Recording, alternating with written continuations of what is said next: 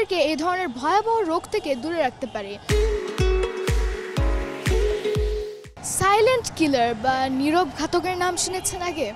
আমাদের শরীরে অনেক রকমের এই রোগ ব্যাধি থাকে, যেটা অনেক সিমটমস থাকে, এবং এই সিমটমসের মাধ্যমে আমরা বুঝতে পারি যে না, আমার এই সমস্যা হচ্ছে। তবে যখন এই সাইলেন্ট কিলার কোনো রোগ হয় তখন বোঝা যায় না সিমটমসের মাধ্যমে যে আসলে আমাদের এই সমস্যাটা হচ্ছে, যতক্ষণ না পর্যন্ত একটু বেশি দেরি হয়ে যায়। এবং এই ধরনের অসুস্থতা কিন্তু আসলে এমন হতে পারে যেটা আমাদের সারা জীবন থাকতে পারে, এবং এর কারণে কিন্তু অনেকে মৃত্যুবরণও করতে পারেন। প্রথমত হাই ব্লাড প্রেশার বা উচ্চ রক্তচাপ। উচ্চ রক্তচাপ আসলে এমন একটা অসুস্থতা যেটা শুরুতে অতটা বোঝা যায় না, কিন্তু এটা আস্তে আস্তে আমাদের হৃৎপিণ্ডকে এফেক্ট করতে থাকে। হার্ট অ্যাটাক, হার্ট ফেলিয়ারের মতো সমস্যা দেখা দিতে পারে শুধুমাত্র এই উচ্চ রক্তচাপের কারণে। দ্বিতীয়ত হচ্ছে করোনারি আর্টারি ডিজিজ।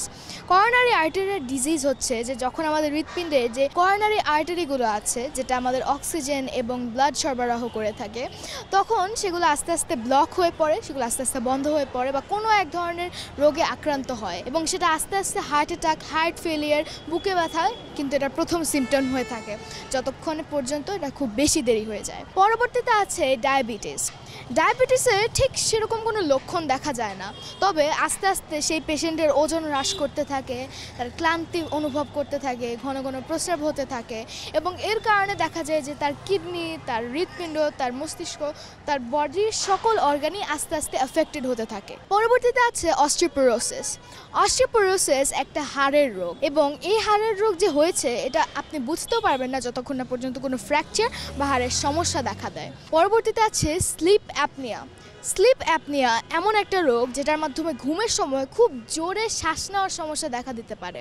দিনের বেলা ক্লান্তি থেকে শুরু করে খুব জোরে জোরে নাক ডাকায় কিন্তু স্লিপ অ্যাপনিয়ার সিমটম। খুব সহজে বোঝা যায় না, এজন্য এটাকে বলা হয়ে থাকে নীরব ঘাতক বা silent killer. Fatty liver disease এমন একটা ভয়াবহ রোগ, এবং এটা এমন ভয়াবহ একটা নীরব ঘাতক যে শুরুতে বোঝাই যায় না যে এই সমস্যা হচ্ছে, কারণ এটা এত আস্তে আস্তে বৃদ্ধি পায়, এবং এর চূড়ান্ত পর্যায়ে গিয়ে এটা প্রাণঘাতী রোগে রূপ নিতে পারে, লিভার সিরোসিস বা ফাইব্রোসিসের মাধ্যমে। Prevention is better then cure.